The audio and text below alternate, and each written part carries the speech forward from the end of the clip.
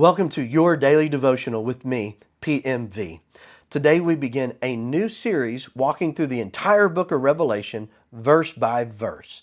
Now, I encourage you to hit the like or subscribe or the notification button or whatever you need to do on whatever platform you're on to be notified of new content, because you will not want to miss this end time series walking through the book of Revelation.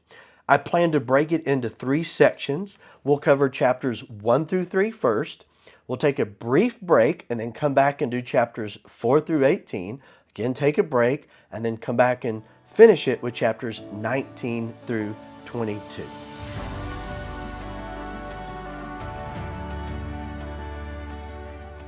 Have you ever had someone that you were separated from for an extended amount of time for whatever reason? Maybe they're in the military or for school or work changes, but you're separated from someone you love, someone you care about. And then that moment comes where you're reunited, you're able to be together again. Well, when we come to the book of Revelation, and it is Revelation, not Revelations, you come to a book written by the Apostle John, and it is a book that reveals Jesus Christ. So one thing to consider when reading this book is to look at it from John's perspective. John was a disciple of Jesus. He loved Jesus, and Jesus loved him. And then decades after Jesus had died, risen, and ascended to heaven, John was able to see Jesus again. And then he recorded what happened in this vision of Jesus and seeing Jesus. He recorded it for us in what we now call the book of Revelation. The Apostle John was originally a disciple of John the Baptist and a fisherman who left all of that to go follow Jesus and be his disciple. John and his brother James, who was also a disciple of Jesus, were called the sons of thunder. They were passionate men, and sometimes their passion got them in trouble. But Jesus loved John.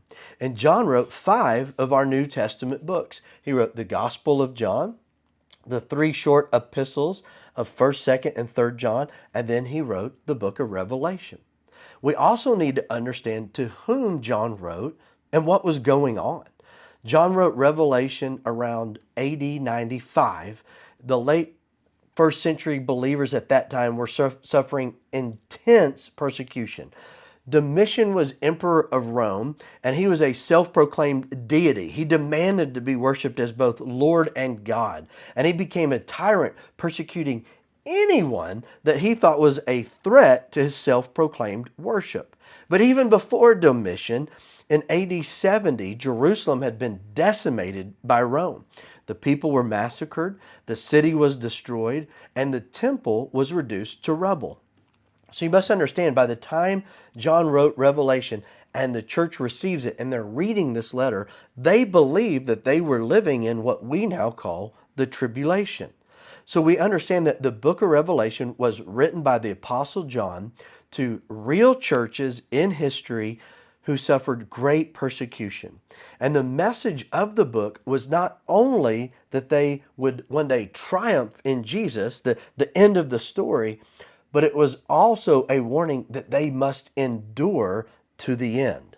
Now, what would help them? What would motivate them? What would help them to hold on in the face of all this tribulation and suffering? Well, it was a fresh vision or revelation of Jesus Christ.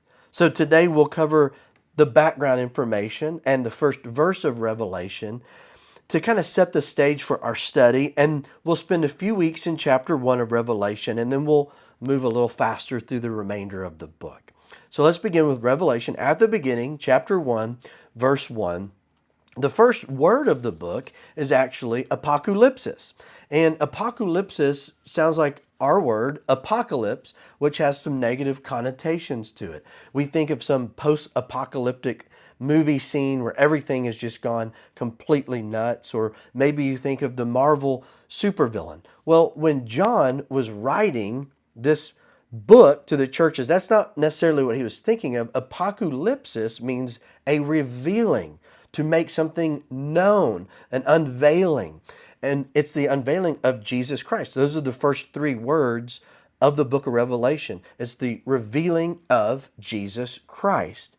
So to understand the book of Revelation, we must first understand that it is a book meant to reveal Jesus Christ. Now, if you understand that, you understand the key that helps guide us through the rest of our study. The book of Revelation is first and foremost about Jesus. He is the main subject of the book. He is the key to understanding it. Not the Antichrist, not the angels, not the signs and wonders, not the kingdoms of this world, not even the numbers. Jesus is central to all of it. So now let's move on the rest of verse 1. The next part reads, which God gave him, that would be Jesus, to show his servants things which must shortly take place. Now that word shortly has caused problems with some people. It can be translated as quickly or shortly or soon, but at other times it just speaks of the swiftness by which an event happens. In other words, when it happens, man, it's going to be full on. You need to be ready. You need to be prepared. But the last phrase of verse 1 reads, and he sent and signified it by his angel to his servant John. So the order of the message being revealed goes like this. God the Father gave it to Jesus, who sent an angel to make it known to John, who has recorded it for us. But what does it mean that he signified it? Well, the word translated here, signified, is the verb form of the noun sign that is key to John's gospel. In the Gospel of John, he laid out 7 signs that were done very strategically to show that Jesus was and is the Christ, and that through believing in him, you would have everlasting life. The first sign was the marriage supper at Cana, where Jesus turned the water into wine. And John 2:11 records the beginning of signs Jesus did in Cana of Galilee and manifested his glory, and his disciples believed in him. All right, so let's review, bring it more to application to ourselves, and then we'll close out for today. Revelation was a message given to John, the dearly loved disciple, who faithfully served the Lord Jesus Christ for years after his death, burial, resurrection, and ascension. And now later in his life, John gets a fresh vision or a revelation, a revealing of Jesus Christ and God's plan to bring everything to its purposed end in Jesus. Jesus is the center of it all. Well, today I want you to know that you are a part of that as well. Your life is not just happening in some meaningless game of chance. From the youngest child to the oldest adult, from the seemingly small to the largest events in your life, God is at work in all of these things. The family you were born into, the color of your skin, your personality, the natural abilities you possess, these are a part of God's purposes for you and the part that you play in the larger plan that he is bringing to its end in Jesus Christ. Now, we don't always see how that fits together, but God does. And maybe even the family you were born into was hurtful. Maybe there are things about yourself you don't like. Look, God can use all of these things for our good, for his glory, if we will bring it to him, trust him, lay it at his feet by faith. Because it's really not about us having it all figured out. It's about trusting the one who holds it all in his hands. I remember when I was an associate pastor for the first time at a church early on in ministry, I got to do a lot of the things a senior pastor did. It was a great time of growth for me. I got to learn and understand and work really closely with the senior pastor. I thought I knew what it meant to be a senior pastor. I thought I understood the weight of that. But I didn't realize until I stepped out and became a senior pastor myself that while I had been doing the things a senior pastor did, I did not fully understand the weight, the responsibility, the accountability before God that a senior pastor holds. When you sit at that desk, there's just something different that you don't understand until you experience it.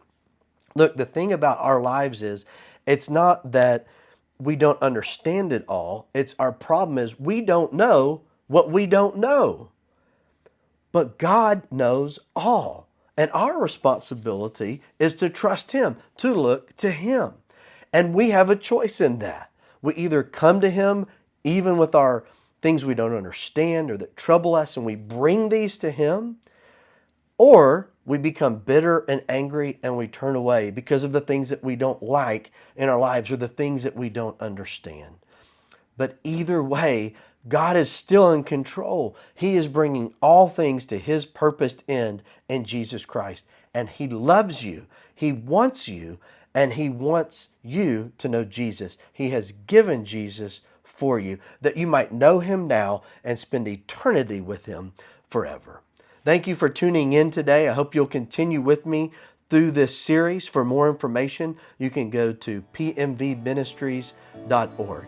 I hope you have a great day.